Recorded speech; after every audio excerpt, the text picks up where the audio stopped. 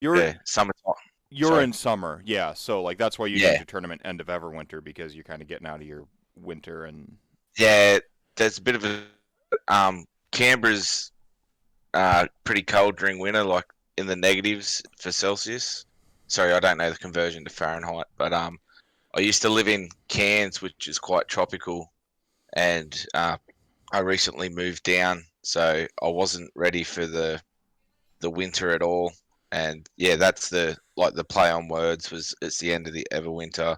It was starting to warm up again, and yeah, I so. don't think everybody sort of understands that, but that's why I've named it as such. Well, I see. I made the mistake when you were on the show a little bit ago of thinking it was like a narrative event, the Yeah, end of ever. yeah. um, um, It wasn't. It wasn't. It was competitive and narrative, not so much narrative at the same time. The whole point of the event was just to get the whole gang back together, mhm. getting the faces that you used to playing competitive Age of Sigmar with together as much as possible. We had guys come from Sydney. We had the coach. We had the measured guys come up from Victoria. Um, we had some local guys who didn't haven't even been to Cancon, so they were in their first competitive events, and it was just good to see those guys. I think the Victorians really loved the fact they got out of Victoria because they'd been in lockdown. They were allowed out. They were allowed to shake hands, didn't have to wear masks. So I think they were really grateful for it, and even the Sydney guys were happy to see faces they hadn't seen for 9 to 12 months. So it Yeah, was good.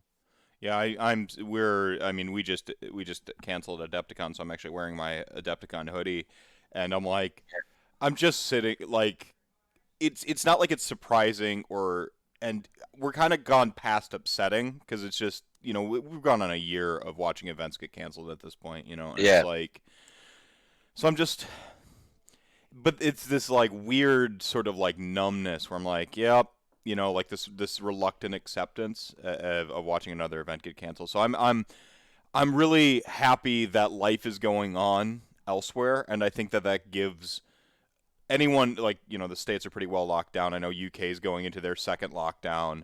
Um, that kind of gives the gives a little bit of the silver lining that one day this will pass and we'll. yeah, yeah. So and with that I see G Dead showing up dropping a tier 1 sub for 11 years COVID time. Thank you so much for that sub there, my friend, and welcome to Rantcast 76. I am of course the magical Mr. Mephisto, the most dangerous man in Age of Sigmar, the most dangerous man in Lockdown. I am joined tonight by by To Michael Thomson, his second appearance on the show. Actually, going to be talking about the tournament he just ran there in Canberra, End of Everwinter. So that was a proper 2-dayer, right? Yeah, it was. We had 35 players, and I had room for 40. I planned it, 2 months ago, when things were still a little bit iffy on who can and can't come, and we have a one person for square for yeah 4 square meters Mm-hmm. inside. So that got lifted just the other day here in Canberra, but it's each state in Australia has their own, I guess, COVID Right. safe plans. So Canberra's a bit like DC, I guess, where it's just a little state on its own or territory, and yeah, so they were a bit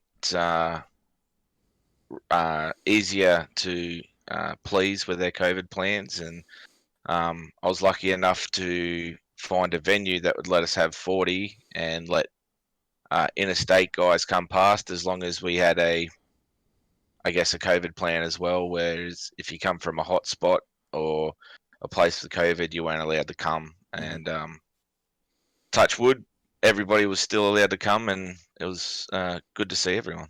Well, it's awesome because you kind of just like like threw out a hail mary a little bit. Like you had to have some faith that the event was gonna you were still gonna be able to run it in a couple months when Yeah, you started planning it. Was that stressful that at was all? Yeah, go ahead. No, because that was part of the plan, and it was sort of something that I put in players packs, and I was sort of hoping other Australian TOs would follow, but the events that have gone up haven't. But that's cool. But I just made it cheaper so that there weren't going to be a lot of prizes. There isn't a lot of free giveaways or swag. It was just all about getting people to come together and just roll dice. Like um, as you were saying before, lockdown is just killing everybody else across the world. We're lucky enough to have a bit of free movement, so it was just, let's make it cheaper. If people can't come due to COVID or because of restrictions, then they get a refund. They get all their money back, and no one's out of pocket, myself or people coming. And there you go. There you go. Well, I mean, your state, your country really kind of handled it pretty well, and I know there's a little bit of because of the fires, like your tourism industry kind of like shut down just a little bit, and Yeah, and I think that helped in that what would have been that sort of early rumination period or that early incubation period for the disease. And like it's kind of like you get your revenge on it on yeah, yeah, on the wildfires by kind of being able to open up a little bit more, a little bit ahead of the world even. So yeah. I think that's probably pretty spot on. Where um, the fact that we're an island as well, like the country is an island. We can look after our own borders. You can tell who can come in and out. Sort of really helped as well. hmm Um, it's just unfortunate that some people in the world are just a little bit selfish and realise they should be staying home. right, Um, especially Victoria, where they had a second wave. right. Um, without going into the politics of it all, it's just it's just unfortunate. Right, right, right. Yeah, so welcome to RantCast 76, where you get geopolitics and tournament coverage. Warlord Joel showing up. I believe this is Joel Prime because he beat the other Joel, saying, "Who's that sack of good looks right there? And where did you find him?" I think he's referring to you, my friend. I doubt it. How's it going, chat gang? I see everyone's starting to show up now. Australia was always the best place to have in the game of Risk. Yeah, was it? Those Australia Risk strats. Yeah, that's fantastic. So yeah, you set up your had the COVID. I know the COVID precaution. I looked into it just a little bit through Peter Atkinson's fantastic article, Plastic Crack. Said that like 40 was sort of like the venue's like sort of COVID precaution number. So you did Yeah, find that venue. You had 35, which is a great great turnout. I think that you can get some with 5 rounds, or did you do 6? I did 5. 5. Yeah, Yeah, so with 5, you're getting a really good circulation, like a really good churning of 35 players. Really good. yeah, You're going to get a proper bell curve out, and of course, Measured Wargaming showed up in force. And I was just checking the just AOS shorts after the tournament earlier on in the week, and I'm like, wow, they just showed up and were just terrorists. They destroyed like yeah. Well, they're Victorians, so they've just been through lockdown. I think they've still got to wear masks if they go out anywhere in the street. So once they got across the border and realised they didn't have to wear masks, they were just they had a they were here. vendetta. Like, They were here to release some very much household angst and just, oh, you haven't played AOS before? Bang, like yeah, Hawaiians and all. yeah, man, that's amazing. So how was what was the medal like? What was the field like? You have a good social Um, list? Yeah, go ahead.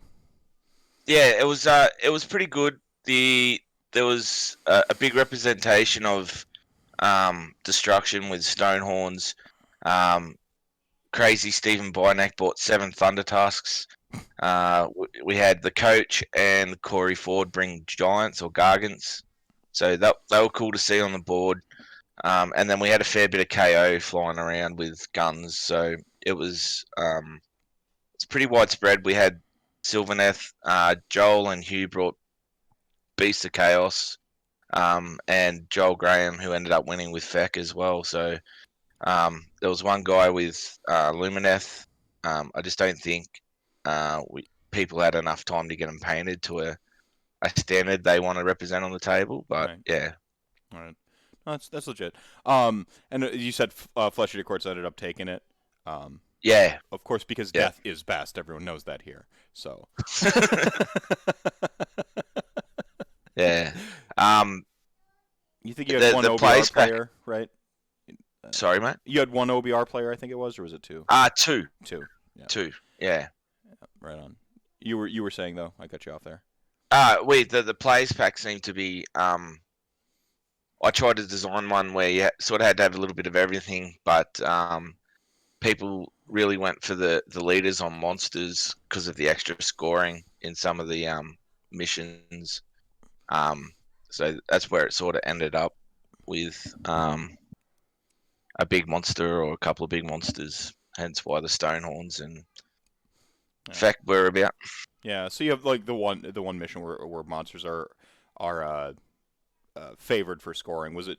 I guess what were your 5 rounds? Do you what was your 5 Total rounds? Conquest. We had Total Conquest. I know we had Focal Points, Scorched Earth, um, Total Commitment, and Ooh, you monster! uh, yeah, well, I love it. And forcing, I think it was Forcing the Hand or Blade's Edge, one of them. I'm pretty sure it was Forcing the Hand. Forcing the hand is the one where you get to say that objective's useless right now, right? Uh, no, Is the that one right? that's where it's worth 2 points. You pick one of your own, and it's worth two if That's your it. Right. opponent gets it. Yeah, Yeah, there you go. Forcing the hand. So like, a pretty decent spread. Really high objective focus. I mean, Scorched Earth has what 8 objectives on the 8. table. Yeah, Yeah, yeah. So is there a method to your pack? Did you or did you just go through like you're like, oh, I love this one, I love this one, I love this one, or did you really have that mind towards the balance and having a mix of? yeah. I really thought people were into gun lines at the time of doing the pack. Mhm. So seeing shoot cast or a bunch of cities. But what I actually happened to seeing was big monsters instead, and and flying KO.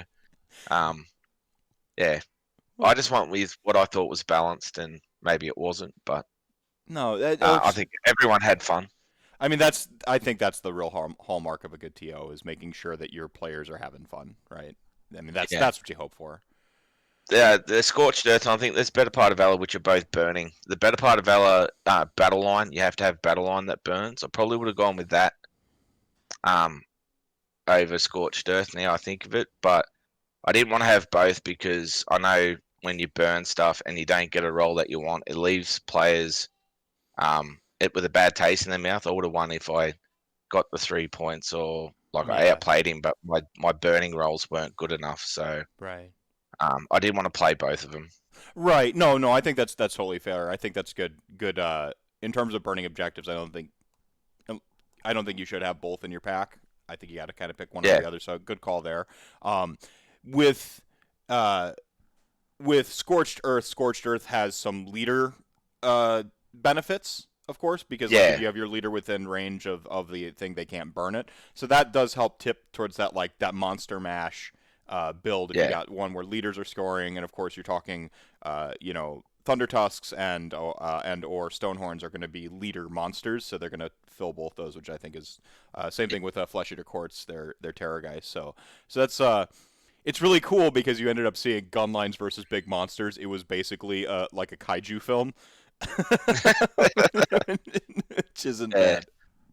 Just don't just don't ask the coach about KO whatever you do because I don't think he was a fan on the weekend. I saw him in one of the chats. He was kind of like he drew into KO. I think it was round one, and just was Yeah. And then round 3, which was Scorched Earth, so he had 8 objectives. He was running giants. He ran into KO, who just flew over the top of him and burnt all his objectives. So yeah, get good, coach. Come on, man. You're supposed to being the guy teaching us how to play. Come on, dude, learn to play. No.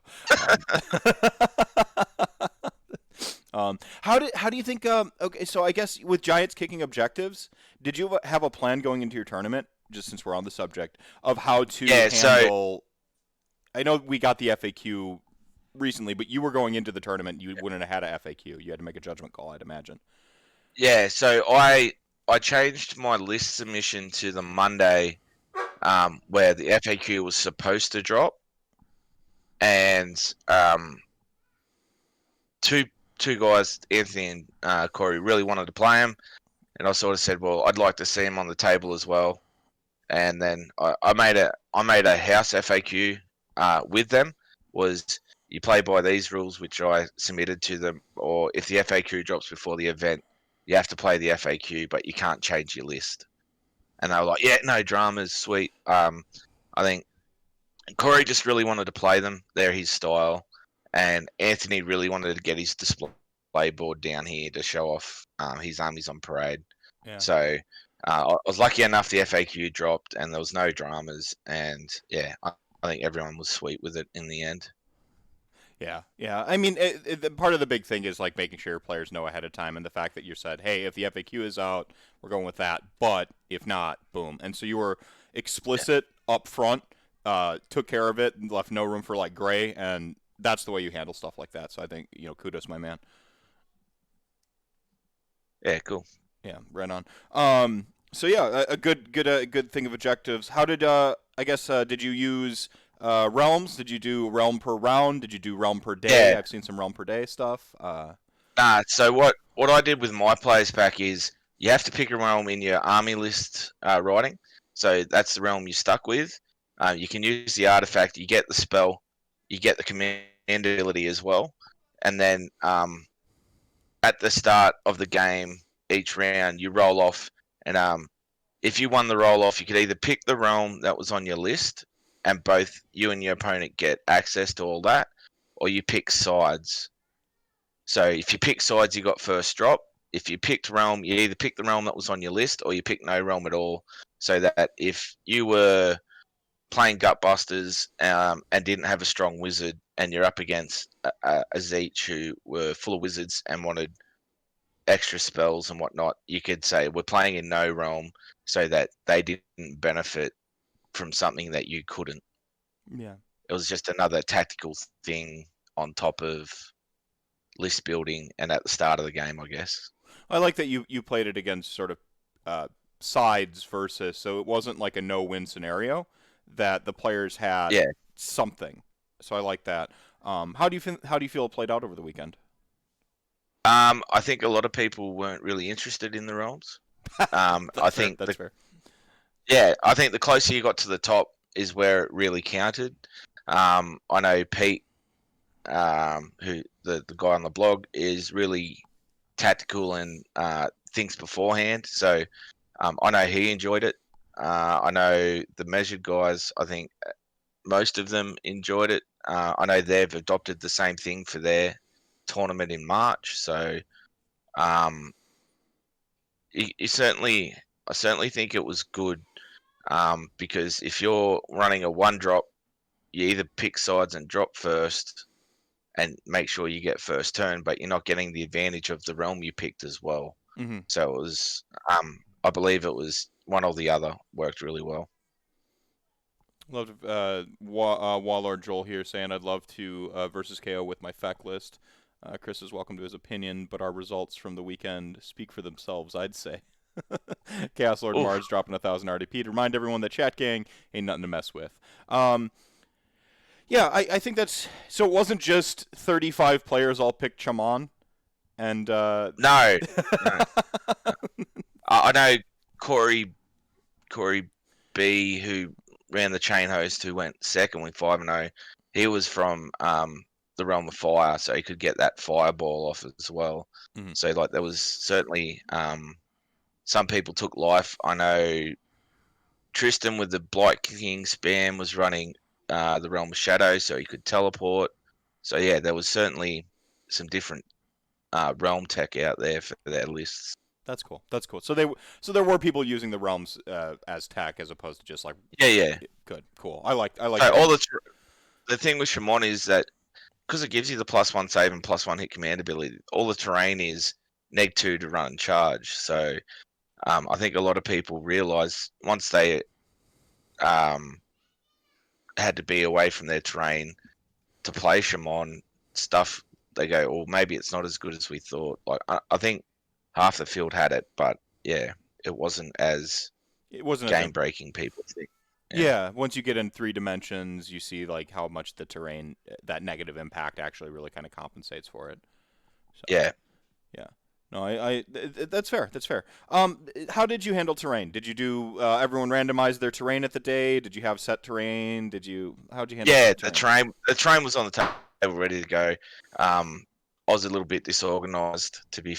I was trying to get it where it was all pre-rolled, but that didn't happen, and I think people rolled for it so that if you got commanding or arcane, it was part of the choice as well.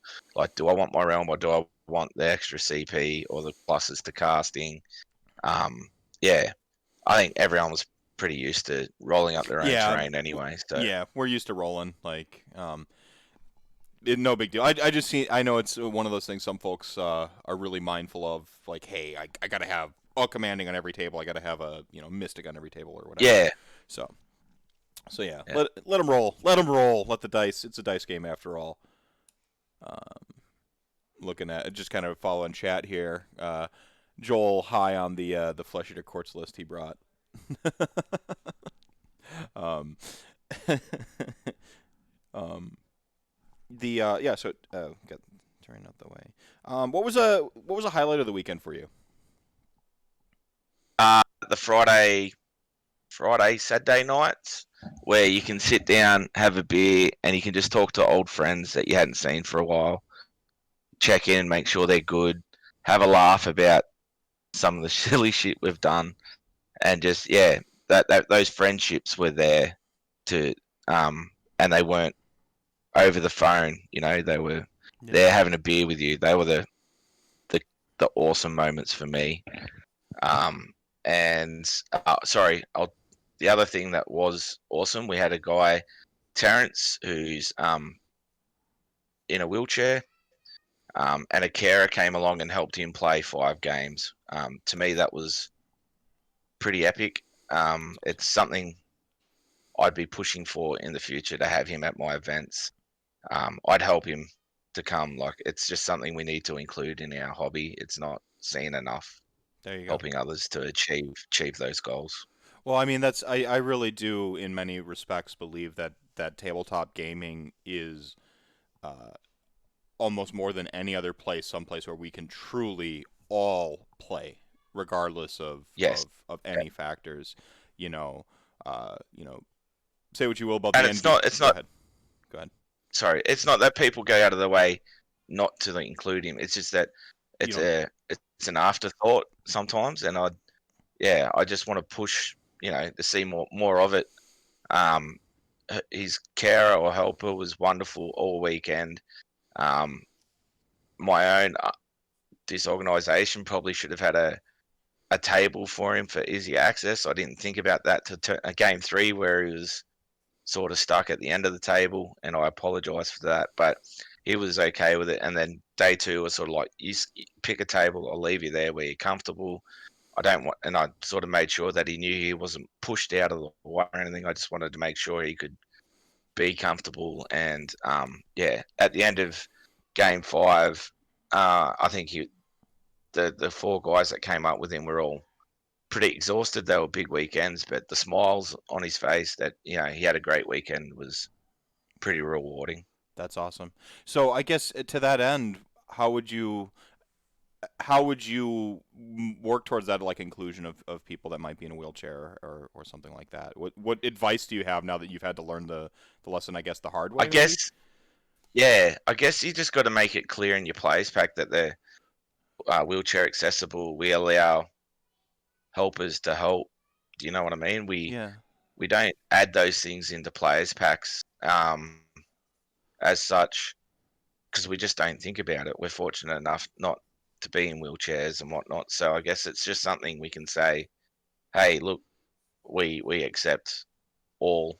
And I mean, I know it doesn't have to be said, but sometimes I think it seeing it does. Yeah. probably makes things comfortable for other people instead of having to ask, "Can I come along?" Yeah. No, I think if there's one thing to take away from this rant cast, it might actually be, hey, start putting that in your pack that you're you got handicap accessible tables and being mindful in our Yeah, setup period because I know we are crunched for space and sometimes that feels like it's not a practical reality. But if you have one or two less tables to accommodate more people in the sort of breadth of things, I don't think that's such a bad trade-off personally. No, Because I agree 100%. right on, right on. I think, like you said, you probably made this kid's like month, you know. Yeah, So I don't think he's kid. He was a young man, but well, yeah, you know what I mean. Like he's got three really good mates that they play Warhammer with. I think 2 hours down the road from Canberra, and they drove up and back both days to come roll dice. So any little sacrifice to make their weekend was certainly worth it. hmm hmm yeah. The kicker here saying all are welcome to Warhammer. That would be cool to include going forward to have volunteers to move pieces for people who need that help. Something along those lines. Yeah, yeah, I could see that. This is a good way to start that conversation on what to do going forward. So, thanks for Yeah, sharing that, man. That's awesome. Um, Mega props. See, talking about mortal ones in the meta. Um, Sorry, catching up on chat gang, making sure I didn't miss a question. you're right. Um, yeah, so you had a decent turnout. Anything above 30 is like you're gonna get a really good bell curve of lists and players and stuff like that. Um, dig the pack. Good use of realms. Is there anything you do different for the next tournament?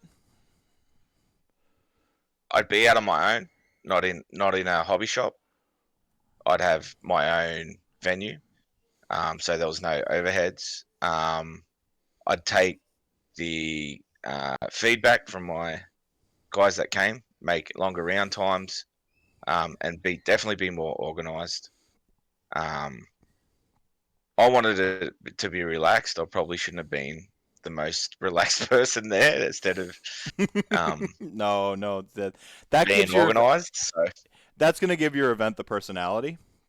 Certainly, yes, yeah, organization, but being able to have that relaxed TO that's just gonna diffuse out into the sort of tournament yeah, population. So I don't think that's bad.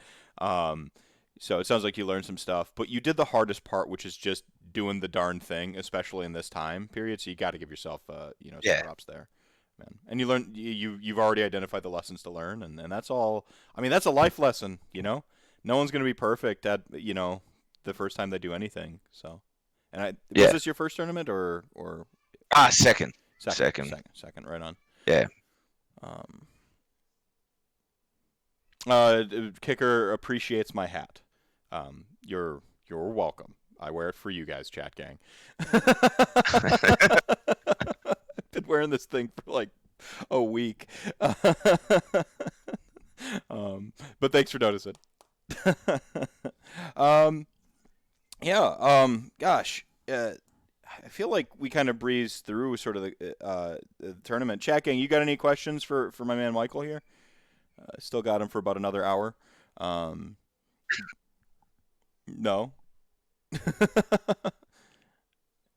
Jumping in and doing it is the hardest part. What changes did you make from the first tournament to the second? The first tournament I held was a real competitive one, so that was the biggest change. Was trying to keep me competitive and enough for people to just get out and roll dice. It was supposed to be just a group of gamers just getting together after being in lockdown. So they were the biggest changes. My scoring was probably a bit off. I didn't have anything to deny people their secondaries.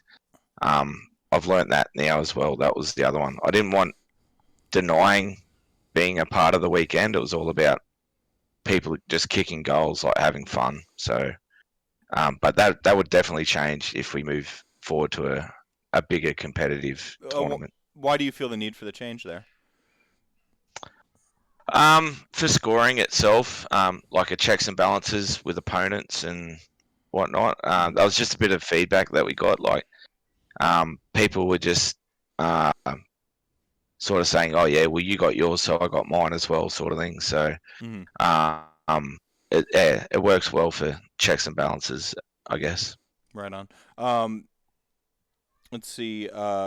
Joel asking, when is the next tournament? All caps, which is orc, which is I assume that's how orcs Uh, speak is in all caps. Of course, he's playing FAQ, but Yeah.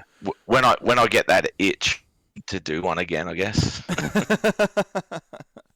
Are you going to try to make it an annual thing, or do you think that there might be another one sooner? Nah, it won't be annual. I can't stick to that. It'll be just when I find a gap in the calendar where people aren't doing events, and the local guys probably want one, probably do one then. But for now, the Australian calendar's blowing up. I think there's two in Queensland, one this month, one next month. You've got Doom's tournament and the Bendigo guys doing a tournament on the same weekend. They're both sold out, so that's 100 people going to two different events. So I think Anthony, the coach, has got one in Sydney in March as well, a narrative event. So there's enough out there at the moment to sink your teeth into. Right on. Kicker's asking, is there any recommendations on how to ensure the right amount of terrain for a tournament? And then I think there's a follow-up question here, depending on how you answer. No, because different armies have different size terrain that they want to bring as well. So it doesn't matter how much terrain you put on, you're going to be asked to move it to get the Seraphon terrain piece or the OBR terrain piece on. I aimed for 8 to 10 on the table. Probably a bit light towards the bottom end of the tables, just due to the amounts of terrain I actually had access to. But I think anything under 8 is probably a bit bare. And then depending on the sizes of the terrain, and can be a bit much, especially when you want allegiance terrain to be on the board. Mm-hmm. Yeah, we I think we've drifted up. I remember 6 seeming like a normal amount of terrain, and now we're up to like 8, 10 as like the normal amount. I just remember it used to be like centerpiece, one in each quarter, and then like a straggling piece or two was like kind of like what you'd see on the tournament tables when you first started showing Yeah. up years ago. And then now they're just getting populated with a lot more terrain. Faction terrain's a part of it. So if you both have faction terrain plus 10 pieces, you can have a really sort of dynamic looking table, which is, I think it's a good Yeah. thing personally. But did you provide the terrain, or did you have people bring their own? I provided half, and then the store provided the other half. There you go. That's a good. So we played in a hobby store. They were the only venue that would have 40 people. I don't know if I said that yet, but You mentioned that. yeah. So the store's got half the terrain there, and I was lucky enough to have a local who had supplied terrain for Cancon, so I borrowed his to fill up the spots.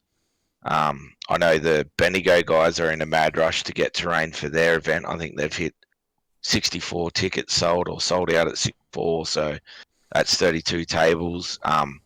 If you put 10 pieces of terrain on each, that's 320. Yeah, it's not easy to provide. No easy shortcut to terrain. I know like Nova Terrain, they start the year before and they're just cranking out all hands on deck making terrain. So there's a Yeah, really funny picture of Domus painting the Azerite ruins, because you remember when those all went on sale on GW's site, the prices basically bottomed out. And so it was just buying packs and packs and packs of Azerite runes, and you could just see the stacks of those walls just all around yeah. his desk. I think Go ahead. I think Clint, who runs CanCon, had a photo of the same thing after he got a bit of GW support. Yeah, I don't know how he does his, like 200 people and supplying terrain, boards, tables. Yeah. And he lives 3,000 kilometers away. Like, it's insane. Yeah, don't envy his job at all. It's passion. You gotta do it because you want to do it, right? Like there's no really way around it. It's such a Yeah, huge yeah, undertaking. My tournament, we had 10 tables. I was expecting 20 people when I ran that several years ago.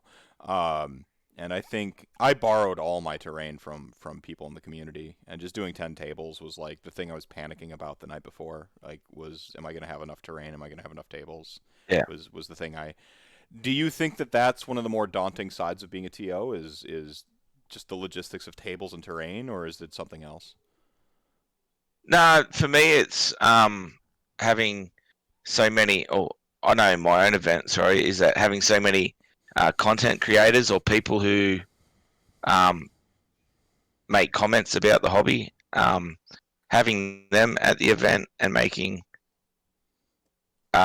sure they enjoy it, so that it's not out there that you can't do this, that, or the other, or it's a shit event. So that's the most daunting thing to me. And I like to think I'm fair, like, because there was a couple of rules questions as well. So it's not like I'm deliberately looking after them to get a good rap, but it's just daunting to think you're going to have so many there, and there's going to be recaps, podcasts, blogs. Are you meeting their, I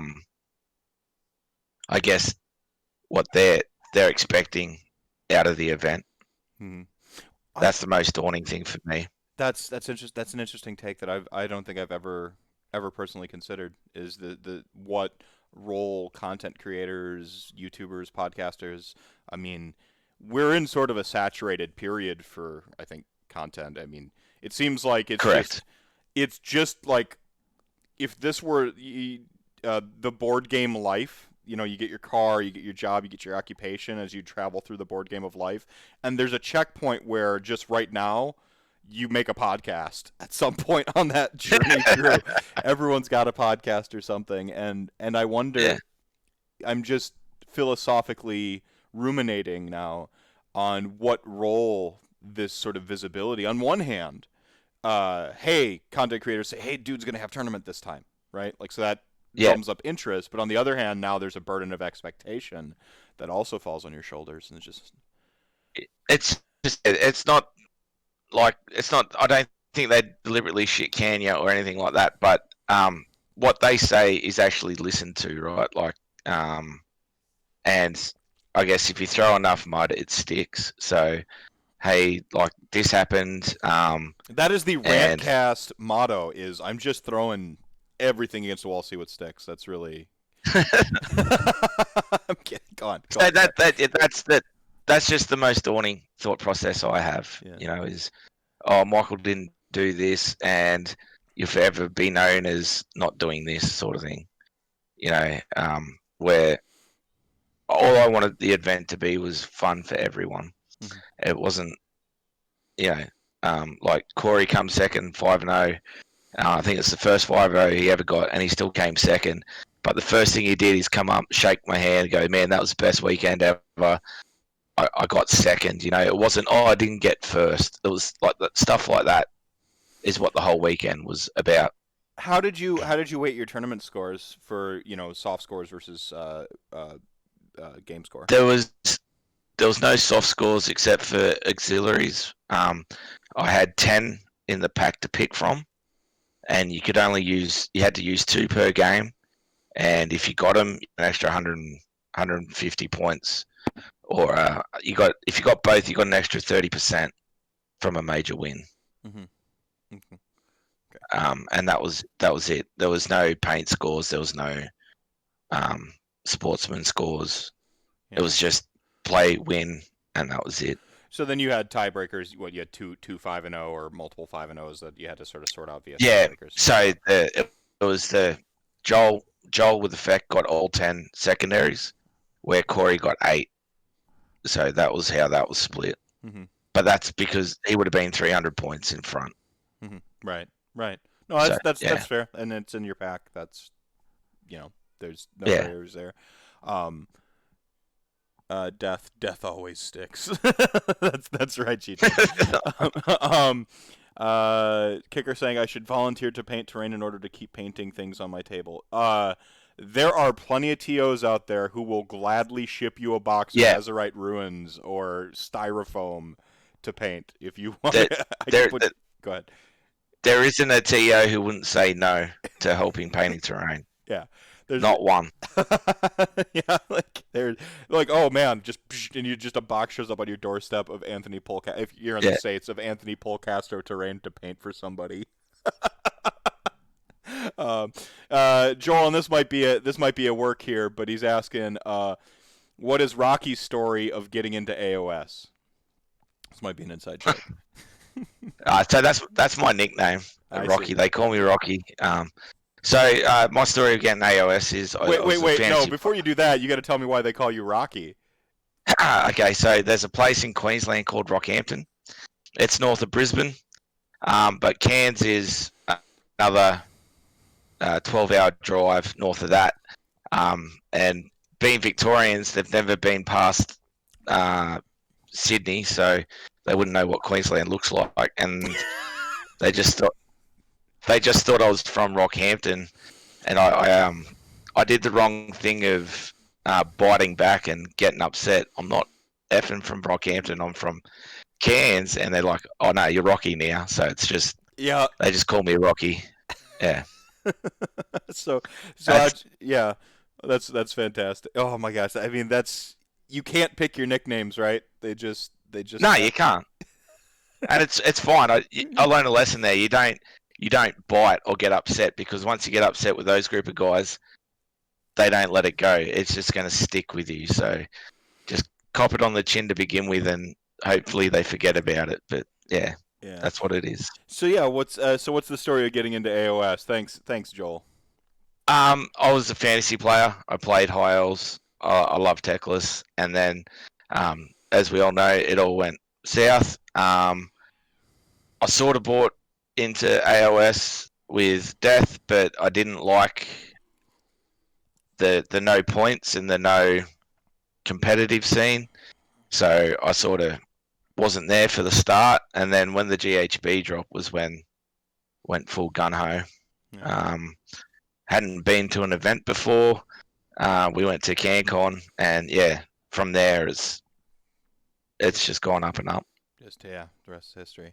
I like that you were, and just to reset a moment, that you just wanted to make a tournament essentially as an excuse to hang out and roll dice again, and I think that is one of the purest motivations. Kind of a no bullshit tournament to just be like, here, let's throw dice, and Yeah, you go. yeah, Sorry. no, and there's a little bit of a riding off into the sunset moment now that like the tournaments are picking back up, and but you've learned some hard lessons. Or not, I wouldn't say hard Yeah, lessons. yeah. You've learned some lessons, and you could certainly. I think the door's open to do this again. Oh yeah, it's definitely open, and it'll happen. It is just it won't be pre-planned. It'll be like I said. There's an itch or something, and say, okay, let's do this. But it really was just about getting a group of guys all back together who have one thing in common. Like there was too much of online presence of we can't do this or this. I'm missing this, and like you said, stuff getting cancelled. I think before I announced my event, Cancon got cancelled for next year. I think that really had a lot of people down. Like that was sort of a goal to get to after the year that was. I know Anthony with his display board, like he really wanted to take that. Like it's a goal for us hobbyists at the start of in January that we aim for. Like Cancon's coming, who's going? Can't wait to get a ticket. And yeah, to have that pulled out, I think it really got a few people down. And then with restrictions slowly being released, if you read the media and you listen to what the politicians are saying, you can sort of see, or you can sort of predict what's going to happen. It doesn't always come true. That's how I feel. I could be wrong, but I was like, okay, these borders are going to have to open before Christmas because that's what everybody wants. And I just took a punt, like, Yeah. okay, let's do this. Let's do it now. And, people went nuts for the tickets. And knowing that they could get their money back was probably the clutch part of the deal. They It cost $35. They got lunch on the both days, and they were going to be playing Warhammer. Like there was nothing you couldn't say no to, in my opinion. Yeah, yeah. So good use of dialectical thinking there, by the way, to predict when the borders were going to open. Um, Yeah, recognizing the I opposing. got it. I got it right within a week. Like a week later, and they wouldn't have been able. The Victorians wouldn't have been able to come. But it was just good. Like I know I had a couple of Queenslanders buy tickets, and their border or their premier sort of shuts the border on a whim if there's a outbreak in New South Wales. So that's the next state down, and they just couldn't risk coming and then not getting back home or having to be in lockdown for 14 days before they could go back to work. So I can understand that. Yeah. Um, but yeah, I think I got it right. I got 35 people. Everyone had fun as far as I can see, and yeah, it really worked. Yeah, It was right on. good. Warlord Joel asking the tough questions here. Who likes Nagash more, Rocky or Meth? We're Man, on par, mate. yeah, I think it's close. I'm about to have him tattooed on my body though, so we'll let that speak for I, itself. yeah, you win.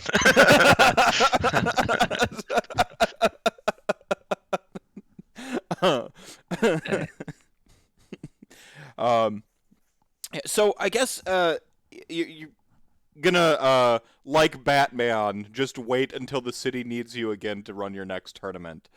Yeah, Um, pretty much. Just wait for that light to go up in the sky. um, what's your next plans for Age of Sigmar? Competitively or hobby wise, or what's next for Rocky? um, I'm going to the Bendigo event, which is in March. I'm trying to get to Sydney for a one day the coach is running, but it looks like work screwed me over there. But it's getting Techless painted, um, getting some wardens done as well. I'd like to get them to an event, and it'd be good to just sit back and watch events come through on the calendar and pick and choose where I want to go. Yeah, yeah. I mean I'm optimistic about next year because I have to be, despite Adepticon. I think that I just had a gentleman from the US ETC team on just last night for last RantCast.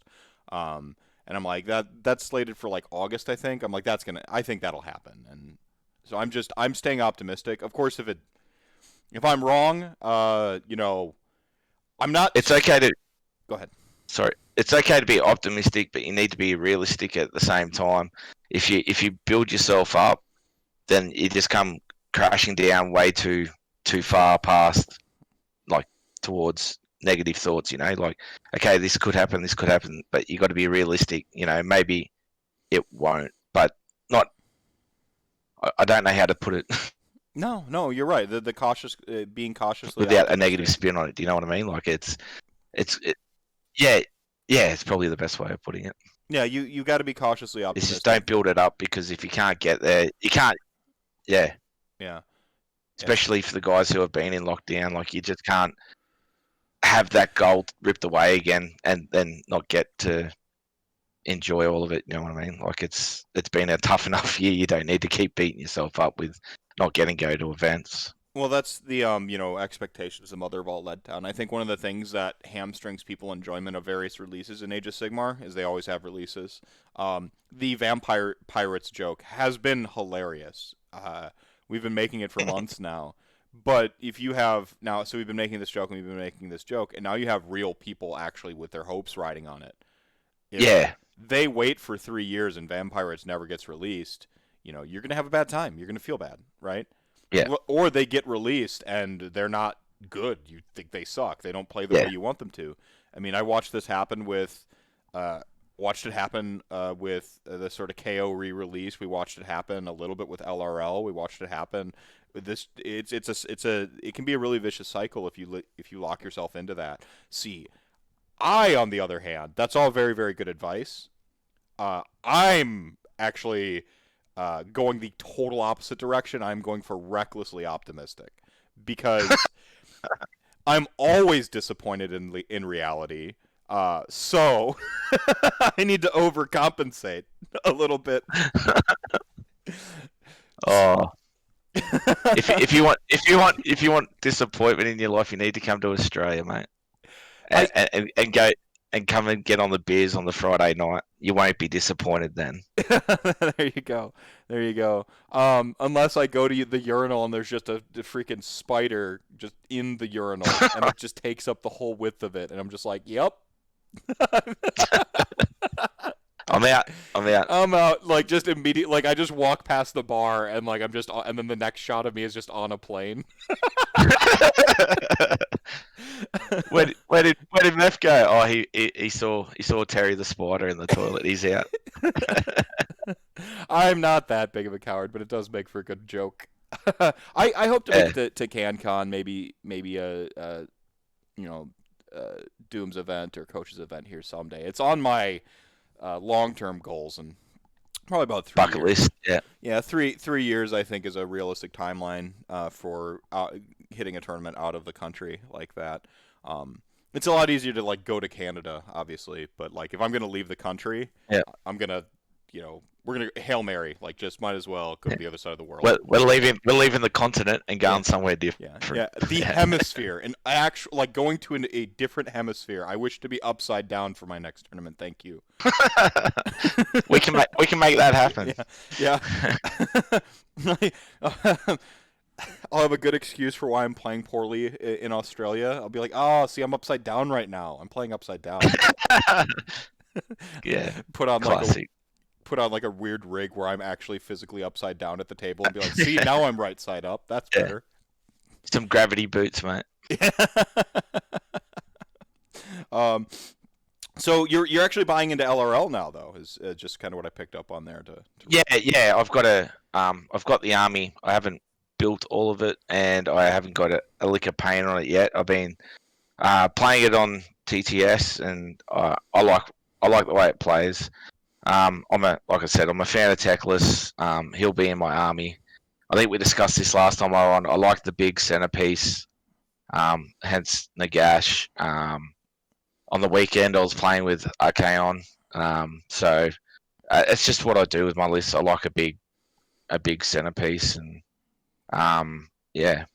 we'll see how it goes. Yeah, I like you said, we kind of had this conversation the last time you were on. I love a good centerpiece too. I think it just makes an army where you have that one or even two just like great dynamic, huge things, and then your army just kind of falls around it. I personally like that. I'm going to let you get to work early here. It looks like. All right, cool. I know you're up, but is there? I didn't want to be butting up against the time. I wanted to leave some wiggle room. Yeah. For proper rants or anything. Any soapbox moments? Anything you need to get off your chest? There was one thing. I can't remember what it was. I think you did this to me last time, man. Yeah.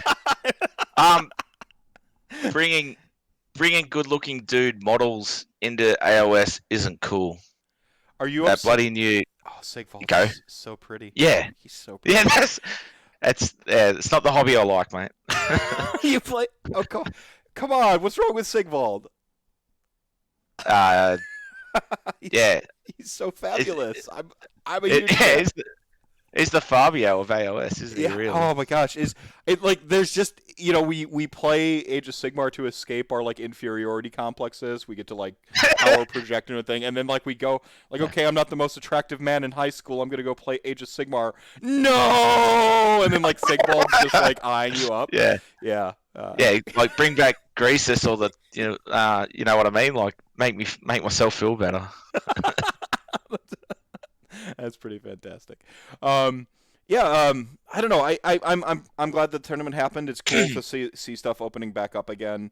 Like you said, you got Doom's tournament coming up, and then Bendigo Bush.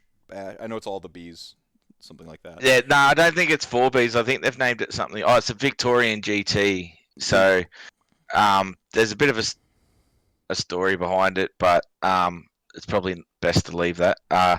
But yeah, it's on the same weekend as Doom's event. So Doom's event sold out, and the boys decided to pick it up. Hmm. pick up the slack, and yeah, they sold out within 4 hours as well. So Jeepers. I think there's a hundred something people going to two events on the same weekend. I think just shows you, the competitive scene in Australia's Strong as ever. thirsty for events. Yeah. Yeah. Yeah. Yeah. Yeah. Well, So I wish you good luck in your pursuit. Thanks for carving out. I know it's early for you, um, and I just wanted to catch up with you, check in on you. So thank you for carving out some time to be on Rantcast. that's no drama. It's nice for having me. Yeah, anytime, man, anytime. If you, Uh, just like last time, you message me, just let me know, and I'll try to carve out some space, man. Yeah, no dramas. Yeah, there you go. Chat gang, thank you so much for joining us tonight. You are the show within the show. The reason we do this thing. Kept it short and sweet for you. The anti-rantcast, as it were. This is the one that's gonna. This is the one that's gonna break the algorithms. Uh, remember to drink your milk, pay your taxes, and I will see you all next time. And once again, Michael, thank you for being with me. Yeah, it is. Thanks for having us. Good night. Or good day.